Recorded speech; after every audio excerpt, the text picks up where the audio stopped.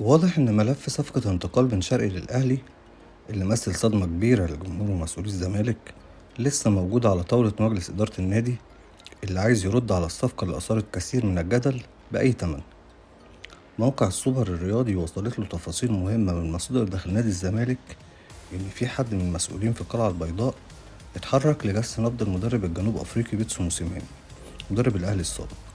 وده لخلافة كريستيان جروس في تدريب الفريق الأول لكرة القدم بالنادي. المدرب موسيماني زي ما معظمنا سمع فسخ من فترة عقده مع نادي استقلال طهران من طرف واحد بسبب تأخر الإدارة في دفع مستحقاته المالية، وبكده انتهى مشواره مع الفريق بعد 3 شهور فقط من تعيينه. طبعا المدرب الجنوب أفريقي عمل تاريخ محترم مع الأهلي وقادر للفوز على غريمه التقليدي نادي الزمالك في مباراة القرن والتتويج بلقب دوري أبطال أفريقيا الشهيرة بالتاسعة،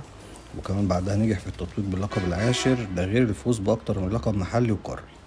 وقيادة الفريق في كأس العالم للأندية وتقديم مستوى مشرف جدا، وده قبل تراجع مستوى الفريق بطريقة مش طبيعية، وده اللي عجل برحيله وخلاه يمشي من النادي بالاتفاق مع الإدارة. مسؤول الزمالك أكد لموقع السوبر إن في اتجاه داخل القلعة البيضاء للإطاحة بجروس من تدريب النادي، وده لعدم اقتناع عدد من أعضاء مجلس الإدارة بالمدرب السويسري، وأكد إن في حالة استياء كبيرة من المدرب بسبب الأداء خلال المباريات الأخيرة، وإن في شبه استقرار على رحيله، ومجلس الإدارة مستني مباراة فاركو المقبلة في الدوري، وفي حالة الخسارة أو التعادل الزمالك هيقول مع السلامة للمدرب السويسري. فيا ترى هل ممكن ينجح الزمالك في التعاقد مع موسيماني ويستغل الفرصة كمكايدة ويرد بيها على صفقة الأهلي مع بن شرقي؟ هنشوف الأيام الجاية مخبية إيه، بس اللي نقدر نوعدكم بيه